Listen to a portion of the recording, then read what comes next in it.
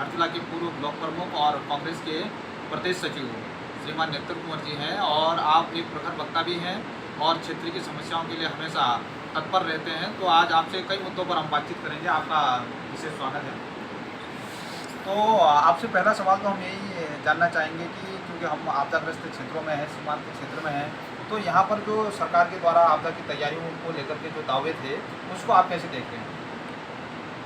जैसा कि मैं सबसे पहले आपका बहुत बहुत धन्यवाद करता हूँ। आपके चैनल का भी अपने क्षेत्र में तमाम आपदा के टाइम से लेकर के अन्य मुद्दों पर भी आप लगातार आवाज़ उठाते रहते हैं।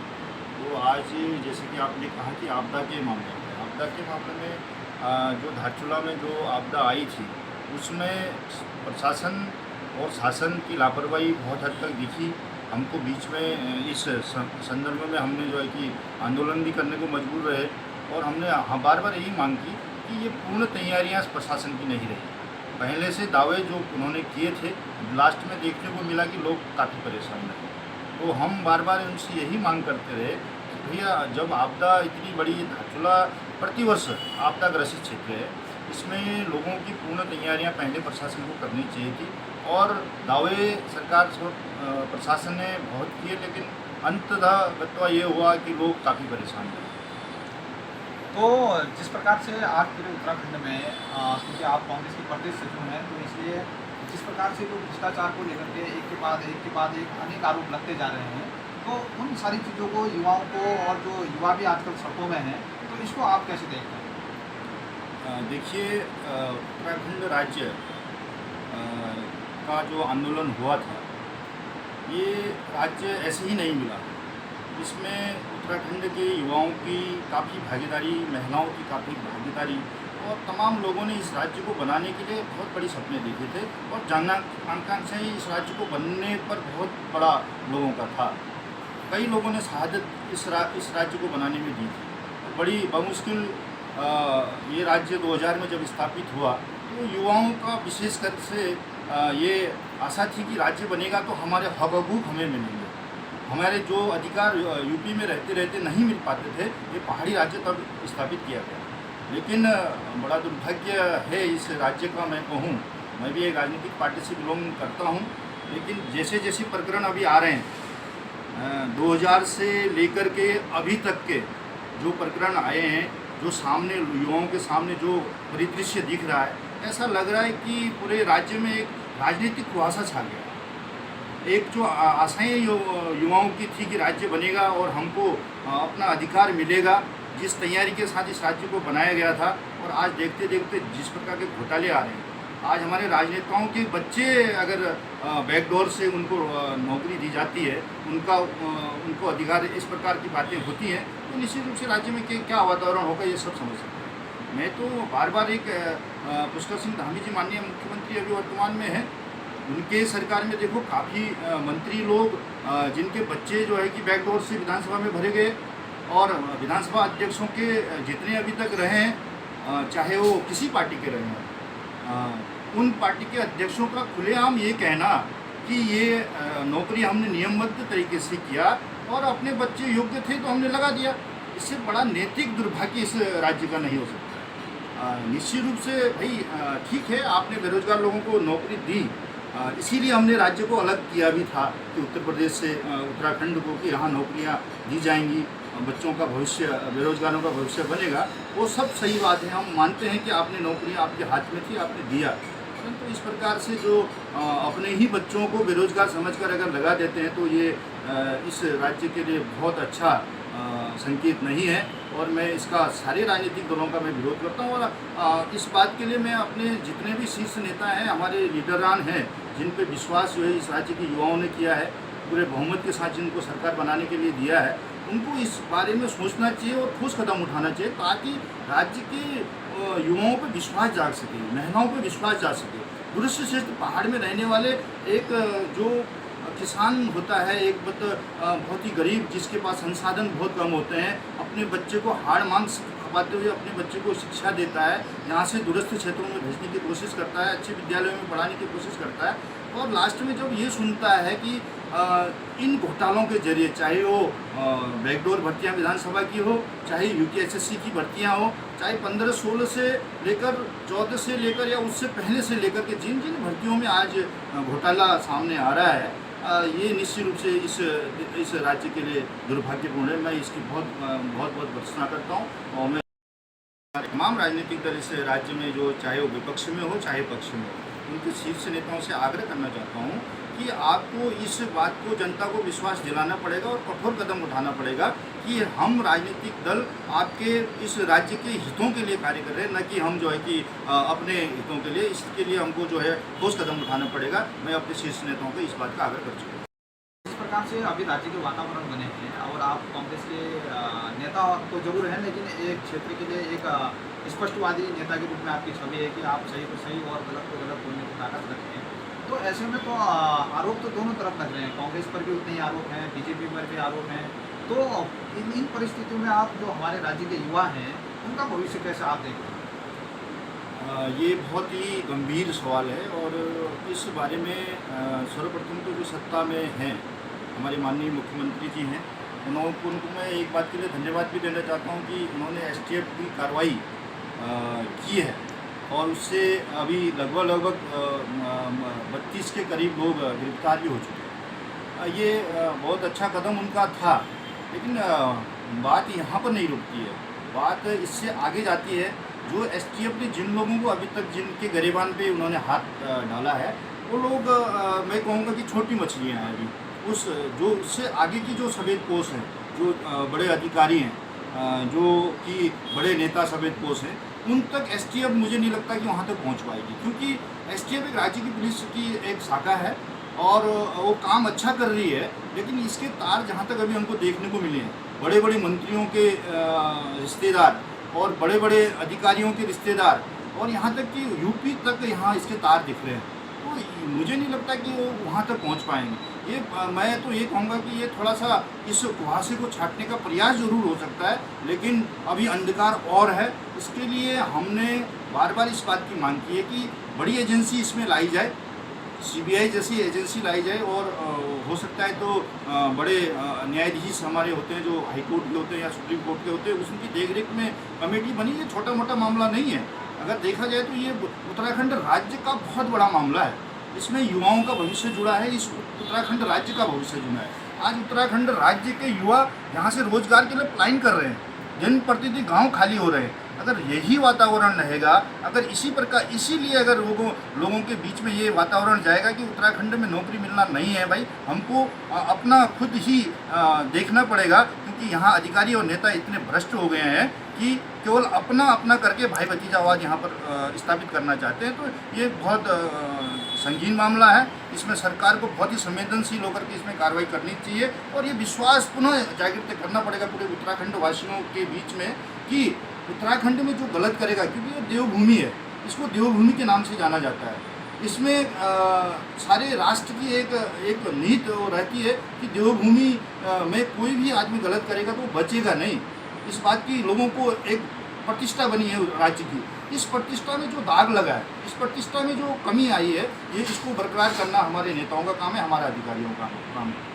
और मैं तो ये मांग करना चाहता हूँ कि जितने भी इस प्रकरण में हैं, अगर थोड़ा सा भी आप लोगों में लज्जा है, अपनी मर्यादा को बचाए रखना चाहते हो और एक संकेत देना चाहते हो, इस प्रदेश में आपने राज कर रखा है, इस प्रदेश के आप अग्रणी नेताओं में जाने जाते हैं, तो आपको आगे आकर के अपनी गलती को स्वीकार करते हुए राजनीति की श्रद्धांजलि देनी चाहिए या फिर अपने आप को दूसरी तरह कॉरिडोर में रखना चाहिए और जो सज़ा राज्य की आपकी एजेंसी देती है उसको बसूल स्वीकार करना चाहिए। इस बात को आगे आकर उनको बोलना पड़ेगा, इस बात को जनता के बीच उनको माफ़ी मांगनी पड़ेगी, ताकि आने वाला जो राजनीतिक समर हो, जो सिनेरियो हो, वो चेंज हो और लोगों में विश्वास प्राप्त हो। तो जिस प्रकार के माफीनामे की आप बात कर रहे हैं, तो ये क्या केवल उन बीजेपी नेताओं के खिलाफ ही होना चाहिए जो लोग दोषी प्रथम दृष्टया नजर आ रहे हैं, या फिर ये आपकी मांग कांग्रेस के नेताओं के लिए भी रहेगी, क्योंकि वो भी इसमें कई जगहों पर दोषी पाए जा रहे हैं, कई जगह मतलब कि पुराने मामले हों या जो भी नया परिदृश्य बन रहा है तो उसमें उनके भी नाम आए हैं, तो उनके लिए क्या कहेंगे? ये आपने बिल्कुल सही प्रश्न उठाया है। मैं आपको बता देना चाहता हूँ, मैंने कहा 2002 से जब से ये राज्य बना और जब से सरकारी बंदी गठित होने हुई, आपने देखा होगा कोश्यारी जी के नाम से लेकर के न जाने हमारे कितने नेताओं के नाम सबके सामने आ गए हैं। तो मैं तो केवल भाजपा के नेताओं की बात नहीं कर रहा हूँ, मैं विपक्षी या पक्ष की बात नहीं कर रहा हूँ, मैं तो उन लोगों की बात कर रहा हूँ जो इस राज्य के बनने का, जिन जिन लोगों ने सत्ता भोगा है। चाहे यूकेटी के नेताओं का भी नाम उसमें आ रहा है। छोटे छोटे जो दल थे जिन्होंने सत्ता में रहकर अपना लाभ लेने का प्रयास किया है, वो शामिल रहे हैं उस पार्टी, चाहे सरकार कांग्रेस की रही हो, चाहे सरकार भाजपा की रही हो, लेकिन यूकेटी भी तो वहाँ शामिल रही है। छोटे छोटे जो निर्दलीय दल बना करके आए थे, बसपा हो या कोई अन्य पार्टियाँ, उनके वो लोग भी उसमें सत्तारूढ़ उसमें रहे थे। तो वो भी इस क्या कहते हैं भ्रष्टाचार के और इस कथित कृत्य के लिए जिम्मेदार हैं। उन लोगों को भी सामने आना पड़ेगा कि उनका मैनिफेस्टो क्या था। ये मैं सब लोगों की मांग कर रहा हूँ, न सिर्फ भाजपा के सत्तारूढ़, मतलब सत्तारूढ़ दल की तो परम जिम्मेदारी बन जाती है, उनका प्रथम कर्तव्य बनता है, क्योंकि वो सत्ता में है।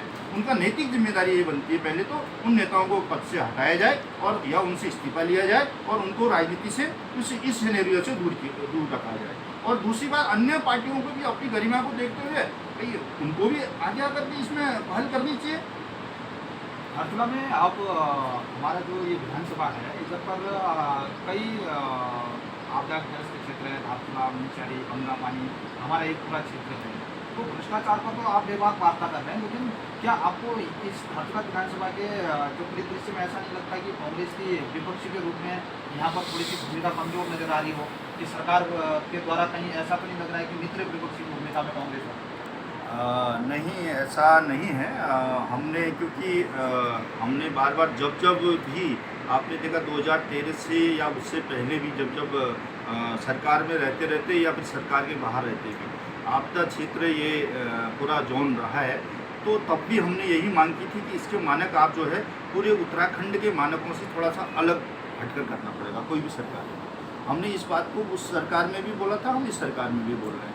आप पूरे उत्तराखंड के परिदृश्य को देखते हुए आप जैसे पूरे उत्तराखंड में जो आपदाग्रस्त क्षेत्र है, जो जिले मतलब या क्षेत्र कहलाया जाता है, धारचूला, मुंशियारी हो गया, डीडीहाट हो गया, आपका क्या कहते हैं चमोली का कुछ क्षेत्र हो गया, उत्तरकाशी का कुछ बेल्ट हो गया, ऐसे जो क्षेत्र चिन्हित हैं जो प्रतिवर्ष प्रभावित रहते हैं। तो हमारा तो ये मानना था कि भाई भारत सरकार के देवी आपदा में अलग रूल हैं, उन रूलों के अलावा भी राज्य सरकार के अपने अधिकार क्षेत्र में होता है। जैसे कि उस समय माननीय हरीश राव जी जब मुख्यमंत्री थे, तो उस समय हमने इस बात को कहा था और उन्होंने इस बात को एक अध्यादेश या शासनादेश ला करके लोगों को लाभ पहुँचाने का काम किया था। ये बात हम अभी भी कह रहे हैं कि भाई जिनके घर चले गए हैं, जो बेघर हो गए हैं, जिनका बहुत बड़ा नुकसान हो गया है, या कई समय से अभी जो है रोड में क्या कहते हैं बैठे हैं, उनका घर नहीं बन पा रहा है, तो उनको राज्य सरकार को चाहिए कि उसमें कुछ ऐड करके, कुछ उस केंद्रीय मानक से हट करके कुछ ऐड करके उनका आशियाना बनाया जाए, उनको विस्थापित किया जाए, उनको राहत पहुंचाई जाए। और इसके मानक समय के अनुसार अलग से एक बनाना चाहिए, ताकि धारचूला जैसे अति संवेदनशील क्षेत्र में जहाँ पर प्रतिवर्ष कुछ न कुछ घटनाएँ होती रहती है, तो वहाँ पर जो है कि लोगों को लाभ पहुँच सके। तो अभी मुख्यमंत्री के द्वारा हमारे धारचूला में आपके तटबंध निर्माण कार्य के लिए पैसा दिया गया है, और अन्य जगह भी जैसे एलधारा क्षेत्र में आप लोगों को और पूरी जनता और आपका पीड़ित भी मांग कर रहे हैं। तो जो देश में अपना हमारे राज्य में जो अभी एक तरफ भ्रष्टाचार के मामले सामने आ रहे हैं, लेकिन कुछ जगह पर कुछ काम होता भी नजर आ रहा है, कई जगह पर अभी काम की आवश्यकता है। तो ऐसे में जो युवाओं में जो निराशा आ रही है, जो अच्छा संदेश हम देने में दोनों ही राजनीतिक दल कामयाब नहीं हो पा रहे हैं, तो एक युवा नेता होने के नाते आप क्या आश्वस्त करना चाहेंगे हमारे क्षेत्र उत्तराखंड के युवाओं में कि आप इस लड़ाई को कैसे आगे बढ़ाएं? देखो, मैं पहले भी इस बात को कह चुका हूँ कि निश्चित रूप से युवाओं में एक बड़ा सा अंदर से कुंठता, इसको कहेंगे कुंठा की भावना ज़रूर जागृत। मैं इस सिनेरियो को मैं कुछ टाइम से देख रहा हूँ, 10-15 दिन से जब से ये हो रहा है, मुझे कभी मुझे खुद ही नींद नहीं आती है। मैं सोचता रहता हूँ कि आखिर ये राज्य किन अपेक्षाओं में ये बना था, और इसका आज हम इस राज्य को इन 20 वर्षों में 22 वर्षों में कहाँ लेके आए हैं, इसका जिम्मेदार कौन है। मैं इस बात को बहुत अच्छे से समझ सकता हूँ या महसूस कर रहा हूँ कि युवाओं में बहुत बड़ा निराशा है। और मैं युवाओं से आह्वान भी करना चाहता हूँ। मैं एक राजनीतिक पार्टी का सदस्य बाद में हूँ, पहले इस उत्तराखंड का वासी हूँ। उत्तराखंड बचेगा, उत्तराखंड के युवाओं का भविष्य बचेगा, यहाँ की महिलाओं का भविष्य बचेगा, यहाँ के जनमानस का भविष्य बचेगा, तब जाकर के हम उत्तराखंड में राजनीति करेंगे। जब उनका भविष्य नहीं बचेगा, जब यहाँ बाहर के लोग, बड़े बड़े लोग, सफ़ेद पोस्ट लोग, बड़े बड़े माफिया लोग आकर के जब हमारे जो मध्यम वर्गीय या निम्न वर्गीय लोगों के अधिकारों को छीनने का काम करेंगे, उनमें डाका डालने का काम करेंगे, तो फिर हम राजनीति करने का हमारा क्या औचित्य है? हमारा क्या मतलब है कि हम राजनीति में हम अपनी बात को आगे करें? मुझे कोई शौक़ नहीं है कि मंच में जाकर के हम भाषणबाजी करें या फिर कोई इस प्रकार की बातें करें। मुझे इस बात का बड़ा दुख है कि हम 22 सालों में जिस तरफ हम इस राज्य को ले जाना चाहते हैं, कंस्ट्रक्शन के क्षेत्र में या फिर अन्य संसाधनों के क्षेत्र में, मैं मानता हूँ निश्चित रूप से उत्तराखंड अलग होकर के काफ़ी काम हुए हैं। आपने भी देखा है कि गांव-गांव रोडें अभी पहुँची हैं और कई जगह जहां मोबाइल टावर नहीं थी वहां मोबाइल टावर लगे हैं। संचार की व्यवस्थाएं कुछ हद तक सही हुई हैं, अभी भी बहुत सारा काम करना बाकी है। तो निश्चित रूप से राज्य अलग होके लाभ हुआ है उत्तराखंड को, लेकिन युवाओं की जहाँ तक बात हुई है तो निश्चित रूप से जो जनाकांक्षाएँ थी, जिस प्रकार से घोटाले सामने आ रहे हैं, जिस प्रकार से लोगों के बीच में इस प्रकार का वातावरण पैदा किया जा रहा है, ये निश्चित रूप से इस राज्य का दुर्भाग्य है। मैं युवाओं के साथ हूँ और युवाओं के साथ मैं इतना युवाओं से ज़रूर अपील करना चाहूँगा, अपनी आवाज़ को उठाने के लिए आपको भी बाहर आना पड़ेगा, आपको भी रोड में उतरना पड़ेगा, क्योंकि जब राज्य में हमारे राजनेताओं की नैतिकता खत्म हो जाती है, जब हमारे राष्ट्र में या हमारे राज्य में ये कहा जाता है कि अगर शासक को सारी चीज़ें वो भूल जाता है तो उसके खिलाफ जन आंदोलन ही एक ऐसा माध्यम हो सकता है कि हम उनको सही रास्ते पे ला सकते हैं। हाँ, मेरा अंतिम सवाल है आपसे। प्रचंड बहुमत से भारतीय जनता पार्टी की सरकार बनी है उत्तराखंड में और मुख्यमंत्री पुष्कर धामी को बड़ा जनादेश जनता ने दिया है, तो इसको लेकर के आप पूरे जो उत्तराखंड का वर्तमान माहौल है, मुख्यमंत्री की भूमिका को कैसे देख रहे हैं? ये अंतिम सवाल है मेरा। जहाँ तक माननीय मुख्यमंत्री पुष्कर सिंह धामी जी का सवाल है, उनको एक जगह जब वो चुनाव लड़े थे अपनी जगह से, अपनी सीट से विधानसभा से हार गए थे। उसके बाद जैसे जैसे ये परिदृश्य आगे बढ़ा, आपको जो है कि दोबारा जब उन्होंने उपचुनाव लड़ा तो चंपावत से भारी बहुमत से उनको जिताया गया। ये कहो कि रिकॉर्ड तोड़ अभी तक का जो है कि ये मेरे हिसाब से उत्तराखंड का ही नहीं, सारे पूरे राष्ट्र का एक इन्होंने एक रिकॉर्ड स्थापित करने का काम किया। और लोगों की आकांक्षाएँ भी थी कि धामी जी पहाड़ के परिदृश्य से बहुत ज़्यादा परिचित हैं, ये राज्य पहाड़ी राज्य है, तो यहाँ सबसे ज़्यादा अगर ज़रूरत है तो युवाओं को रोज़गार की ज़रूरत है। रोज़गार के नाम पर पहाड़ में कोई संसाधन नहीं है, इसलिए रोज़गार एक महत्वपूर्ण मुद्दा था। और जैसे जैसे आप देख रहे हैं कि जो सामने जो बातें आई हैं, निश्चित रूप से धामी जी ने STF का गठन करके एक बहुत सराहनीय कदम उठाया है, लेकिन बीच में उनके कुछ बयान भी लोगों को, बच्चों को निराशा की तरफ ले गए हैं।